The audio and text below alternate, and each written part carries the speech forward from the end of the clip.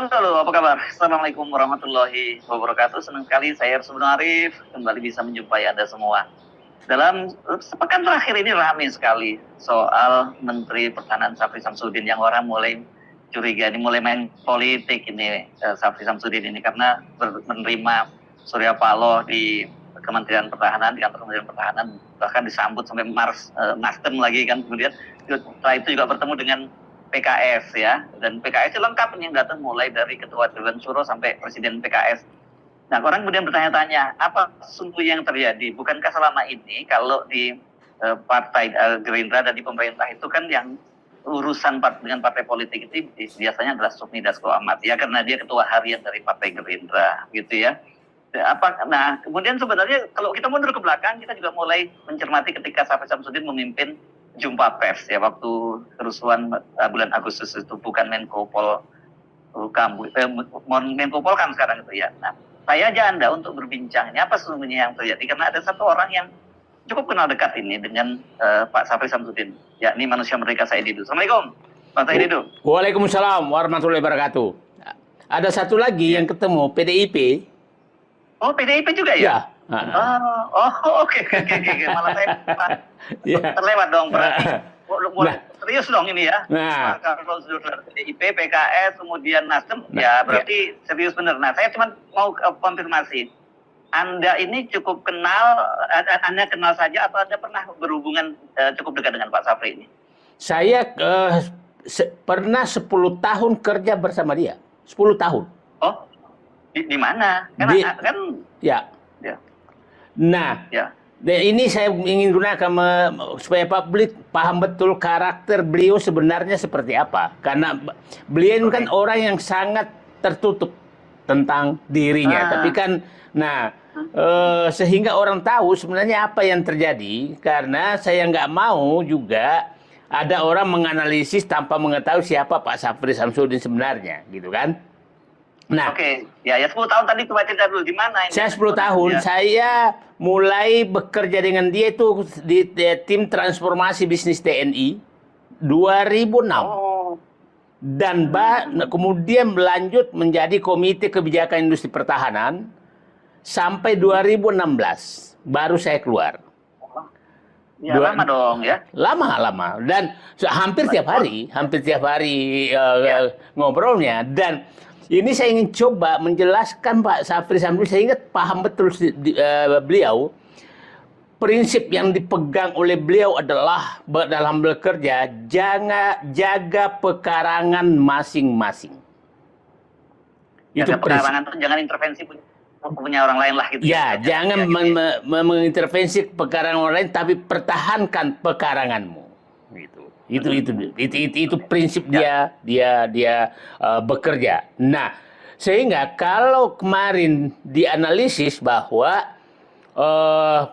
beliau itu betul-betul orang yang paham betul saya bahwa dia sangat loyal kepada keputusan pimpinan. Kita mulai Bung Hersu, 98 dia kan sebelum situ. Berarti Anda ingin menyatakan bahwa nggak mungkin Syafri itu dia bermanuver sendiri gitu tanpa ada perintah presiden gitu maksud Anda? Nggak mungkin. Apalagi dengan Prabowo. Oke. Jadi dengan atasannya paling dengan Prabowo. Prabowo ini soulmate betul ya, bekas satu kamar waktu di Magelang. Ya kan? Ya, kalau dengan Anda jadi apanya? Anak buahnya Pak Syafri atau apa waktu itu Anda? Jadi yang menarik, saya kan junior sekali dari dia, dari umur beda 11 tahun, ya kan? Di bawah dia. Dari segi di dalam pemerintahan saya jauh sekali, dia 98 sudah di Pangdam dan saat transisi bisnis TNI dia datang ke kantor saya, dia yang datang, ya kan? Dia yang datang. Beliau dulu Sekjen Kementerian Pertahanan, menterinya Yuwono Sudarsono, saya sekretaris Kementerian BUMN, dan datang Pak Said, ini saya dapat tugas melaksanakan undang-undang TNI untuk menghapuskan bisnis TNI. Oh, saya bilang oke, bagus. Nah, Terus lama-lama dia bilang enggak. Nah, yang menariknya contoh nyata bahwa beliau memang tidak ingin jabatan apapun, langsung Anda ketuanya. Dia memang ke saya gitu kan. Siapa? Ketua ke tim transportasi bisnis TNI. Saya bilang sebentar dulu, aku ini birokrat baru, maksudnya birokrat yang baru naik eselon 1. Bapak senior sekali dan Bapak ahlinya sebenarnya. Enggak, Anda yang ahlinya. Saya jadi wakil ketua, maksudnya Safri. Akhirnya, jadi Anda pernah jadi bosnya Pak Safri dong ya ya? sempat lah. dan SK-nya itu SK Menteri Pertahanan. Oh, iya. SK Menteri Pertahanan. Boleh lah Anda ya. Betul. Boleh lah, Jadi ya. pernah lah menjadi atasannya Pak Safri gitu. Oke, jadi benar ya. Nah, ya kita selesaikanlah itu semua.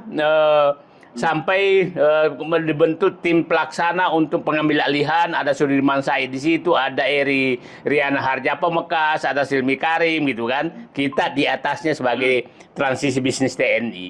Nah berjalan selesai. Ya jadi tapi sebagai beliau itu loyal pada putusan Anda waktu itu sebagai ketua gitu. Loyal Loyal ya? Iya. Oh, walaupun Anda jauh lebih junior gitu ya? Jauh lebih junior. Kalau saya menyatakan begini, saya kan contoh begini. Menyelesaikan Mandala, contoh saja lah. Ini kan dulu ada ini Mandala kan? Penerbangan ya? Mandala. Nah, saya bilang Pak Safri, ini kita harus audit nih. Apakah betul Mandala ini milik TNI? Ya kan? Menurut kamu gimana? Saya sudah cek, ini nggak ada aset TNI sama sekali di dalam penerbangan Mandala. Ini adalah sumbangan orang-orang pribadi kepada Pak Harto sebagai Panglima Operasi Mandala. Terus menurut kamu gimana? Ya udah Pak, serahkan ke yang punya. Oke itu. Nah, menghadapi kita tahulah ada konglomerat dan teman dekat, teman secara pribadi yang banyak sekali terkait dengan aset TNI kan. Saya tanya Pak, kita harus tegaskan dengan diri. Enggak. Nah, dia menyatakan di situ saya baru nangkap. Kita dalam bekerja, teman itu pribadi, tapi melaksanakan amanah itu tidak ada teman. Oh, jadi ketika menjalankan jabatan nggak ada urusannya dengan teman di situ ya?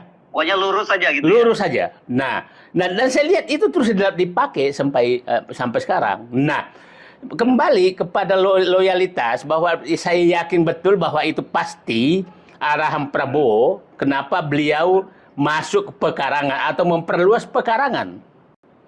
Itu kan memperluas pekarangan tuh masuk ke wilayah politik. Ya. Nah, kita mulailah. Safri itu dimasukkan kotak setelah 98, demonstrasi 98, ya kan? Ya, bersama jatuhnya Prabowo juga ya. Jatuhnya Prabowo. Ya. Nah, 98, bayangkan dia 5 tahun tidak punya jabatan. Mayor Jenderal ya. Mayor Jenderal, dan Anda publik bisa paham, bayangkan Mayor Jenderal terbaik adalah Pangdam Jaya pasti itu. Dan pasti orang masih ingat betapa dekatnya dengan Pak Harto waktu memakaikan baju anti peluru ke Bosnia kan cuma dia yang Nah, kebetulan saya ada di sana itu. Ya, Pak Bang Heru ada di sana, saksi mata itu. Saksi mata saya. Ya. Nah, saksi mata. Nah, setelah itu dia diam tuh kok. 5 tahun diam. Nah, setelah itu baru naik jadi Kapuspen kan? Kapuspen. Kemudian baru 2004 kan Presiden Prabowo, ya kan? SBY. 2004 diangkat menjadi Sekjen Kementerian Pertahanan. Oke? Karena SBY dengan beliau itu cukup dekat, apalagi ada bekas bawahannya dia di Setnek itu Sudi Silalahi. Waktu Pandam kan kepala stafnya Kodam kan adalah Sudi Silalahi. Walaupun secara di akademi militernya seniornya Pak Sudi. Senior Pak Sudi. Ya, karena saya angkatan dengan SBY 1 tahun di atas lah. Nah. Dan saya pada saat itu mengikuti bahwa betapa orang ini jenderal tapi sabarnya mungkin kalau sabar saya 50, dia 100 kali sabarnya. Sabar sekali menghadapi. Nah, saya ini Ya sekarang bocorkan, kemungkinan besok dilantik jadi Kasat. Cita-cita semua tentara adalah bintang 4. Kapan itu? Itu 2007 kira-kira. Oke. Nah, pagi-pagi telepon lagi, nggak jadi. Oh. Nah, nggak jadi. Udah diberitahu oleh Pak Su di sila lain. Ya, ada orang Israel beritahu lah. Pak Nais kan temannya dia juga. Tapi dia tetap hormat dan loyal kepada SBY. Nggak pernah kedengaran apapun kan. Dan pernah juga ditawari jadi sekap. Udah hampir jadi juga, batal lagi. Dan dia terima. Jadi, nah, terus ingat dulu waktu maju sebagai gubernur DKI, ya pernah kan 2012 ya? Ya 2012. Ya. Akhirnya Jokowi itu ya. Ya, okay. Ya, itu kan memang digadang-gadang karena saya kebetulan dekat beliau, digadang-gadang oleh PKS dan Gerindra. Nah, Gerindra kan belok ke Joko Widodo. Ya kan? Safri nggak bisa cukup. Nah, akhirnya nggak pernah juga marah tuh ke apa namanya ke Gerindra. Nah, kita masuk ke proses 2019 pada saat ini bahwa dia betul-betul membantu Prabowo. Tahu-tahu Prabowo berbalik. Nah, dia paling depan tuh sampai datang kan ke demonstrasi KPU tuh Pak Safri, saya sama dia. Nah, bantunya memasang badan untuk Prabowo. Tahu-tahu Prabowo berbalik ke Jokowi. Ya kan? Dia tetap loyal tuh. Loyal dia tidak pernah merasa sakit kalau atasannya mengambil keputusan berbeda sama dia. Mungkin berbeda dengan Said Didu gitu kan. Jokowi beda, aku mundur kan begitu kira-kira. Nah, kalau Pak Sofri enggak ya, dia betul sebagai seorang, ini saya kira sikap sebagai seorang militer ya yang selalu loyal pada atasan itu ya. Ya, sepertinya itu sehingga pada saat dia masuk sebagai Pak Prabowo masuk Menhan oleh kabinetnya Jokowi, dia kan masuk staf khusus Menhan. Staf khusus Menteri Pak Prabowo. Jadi maksudnya saya ingin menggambarkan betapa loyalnya dia dan rela menahan diri untuk tidak ikut cawe-cawe dengan urusan lain. Walaupun saya tahu bahwa banyak yang berbeda dengan prinsip ini dia. Nah, itulah saya ingin menarik kesimpulan bahwa orang ini tidak akan pernah mengejar sesuatu untuk melakukan langkah untuk mengejar sesuatu. Tidak pernah. Gitu kan? Nah, dia hanya melaksanakan apa yang diinikan oleh atasannya. Apalagi sekarang sebagai Menhan, nah sebagai Menteri Pertahanan presidennya Prabowo, walaupun Prabowo nggak ada jabatan, tetap dia loyal apalagi punya jabatan. Oke. Nah, jadi kalau ada orang yang menganalisis bahwa apakah kira-kira Safri Samsudin melakukan inisiatif untuk menggunting sesuatu, saya jamin itu tidak.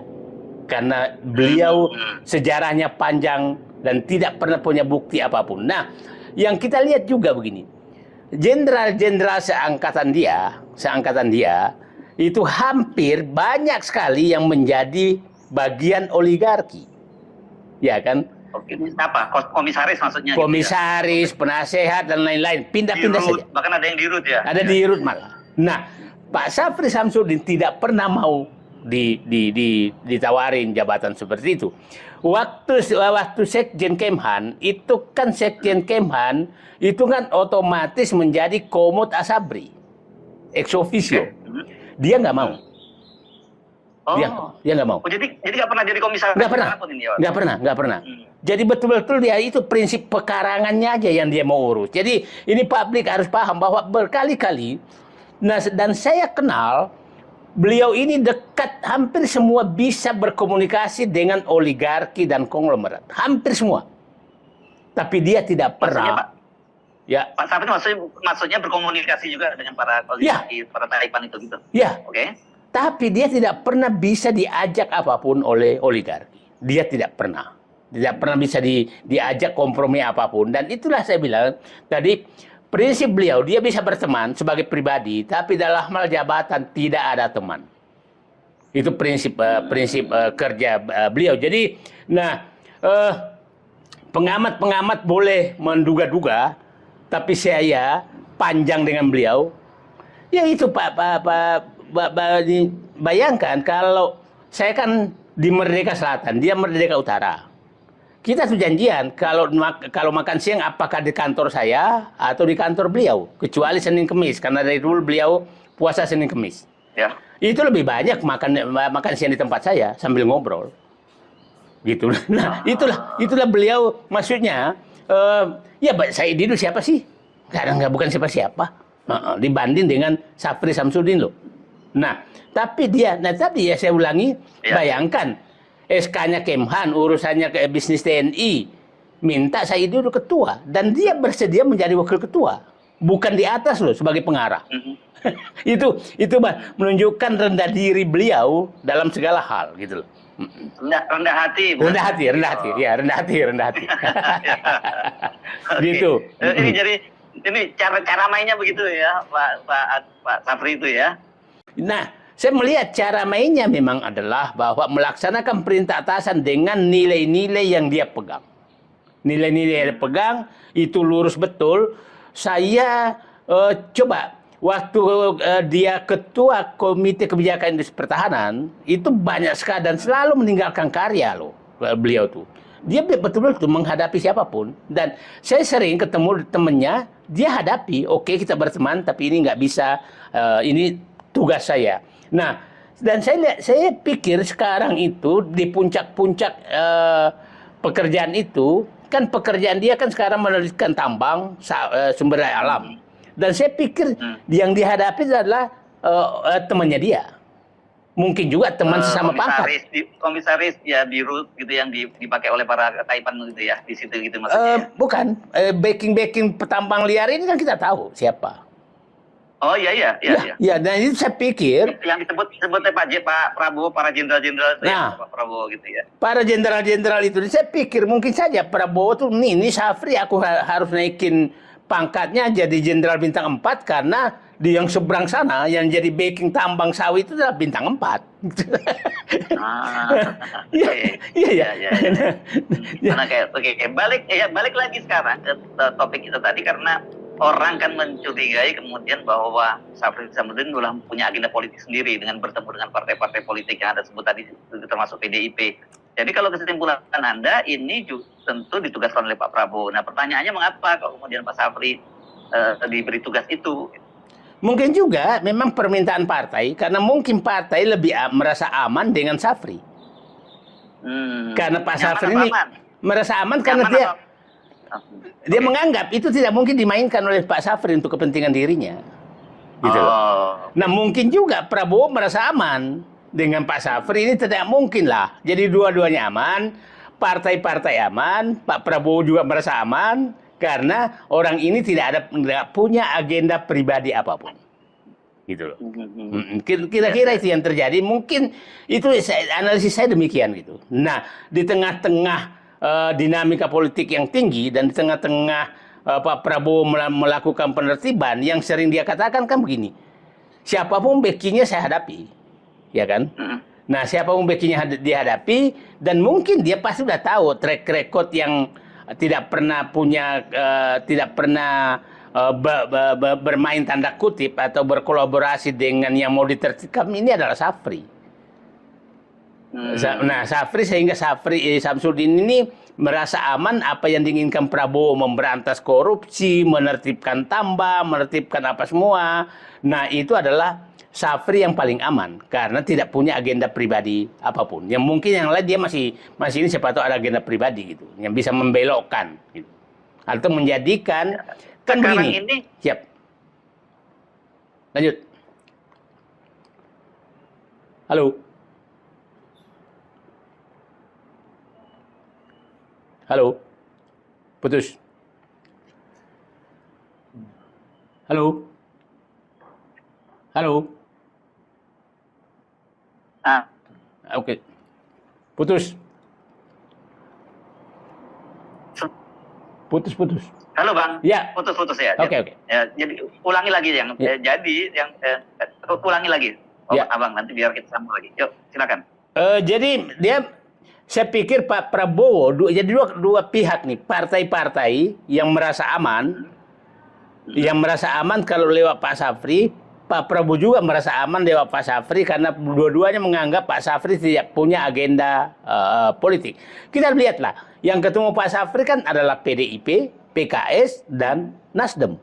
Artinya ini secara ideologi kan tidak sama sekali tidak satu ideologi gitu kan. Nah, yang menariknya Pak Safri itu tidak pernah biasanya tidak suka sama sekali publikasi terhadap kegiatan dia yang dilakukan. Tapi dia publikasi. Artinya ini tidak mungkin tanpa perintah Prabowo. Ya. Kalau diam-diam nggak mungkin dipublikasikan kan? Nggak mungkin. Nah. Oke, jadi artinya sekarang kalau selama ini pintu-pintu partai politik ke Pak Prabowo itu lewat Sufmi Dasko Ahmad, sekarang ada 2 pintu dong ya untuk ke Pak Prabowo gitu ya?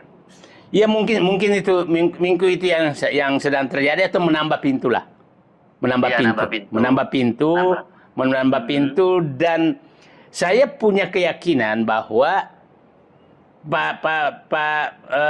Pak Safri tidaklah merasa bergembira dengan tugas ini. Saya punya keyakinan itu. Saya punya keyakinan. Ya, karena dia selalu, saya katakan prinsipnya dia adalah jaga pekarangan masing-masing, ya kan?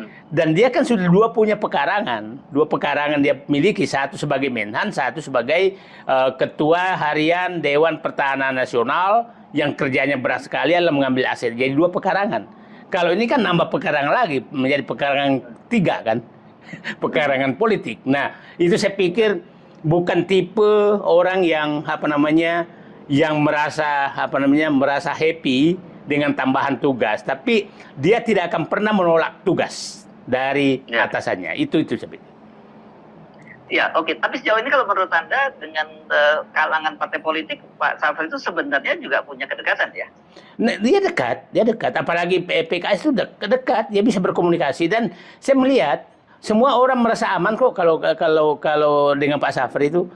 Dan dia kan karena PKS katanya, PKS tadi ada bilang udah pernah mau mengusung beliau itu sebagai gubernur tahun 2012 gitu. Iya. Nah, komunikasi itu berlangsung dan saya lihat sih komunikasi beliau karena ya udahlah, kan dia orang yang sangat terbuka kan. Kalau yang perlu dibuka, sering sekali mengumpulkan pemret dan kan gini lah. Beliau tuh punya medsos loh, jarang menteri yang punya medsos. Iya kan? Pak Safri ada medsosnya ya? Ada Twitter, ada Facebook, dan itu aktif, bukan diam. Aktif sekali. Jadi itu menunjukkan bahwa memang dia ingin berkomunikasi gitu. Dia Facebooknya ada, Twitternya ada. Itu sejak dulu sampai sekarang nggak berubah-berubah. Ya. Jadi kembali ke tadi dugaan Anda, ini nggak ada langkah-langkah politik, misalnya Safri akan disiapkan menjadi apa atau Safri akan melakukan langkah politik yang lain gitu, menurut Anda nggak ada. Itu semata-mata betul-betul ya karena presiden menugaskan maka dia melaksanakan, gitu saja. Saya pikir Pak Safri ini kan begini. Orang dulu pernah menganalisis, siapa tahu nanti pindah menjadi Menko Polkam gitu kan. Pada saat kemarin sempat dirangkap. Saya menyatakan nggak mungkin. Karena sebagai Menteri Pertahanan, sebagai Ketua Harian Dewan Pertahanan Nasional itu jauh lebih strategis dibanding posisi lain. Karena karena itu tugas Prabowo yang sangat berat di situ gitu kan. Nah, jadi saya yakin tidak sama sekali dan tidak juga ketertarikan masuk ke politik itu saya yakin enggak. Itu kalaupun masuk itu pasti perintah Prabowo. Oke. Baik, Bang Said Didu. Sampai ketemu lagi. Assalamualaikum warahmatullahi wabarakatuh. Waalaikumsalam warahmatullahi wabarakatuh.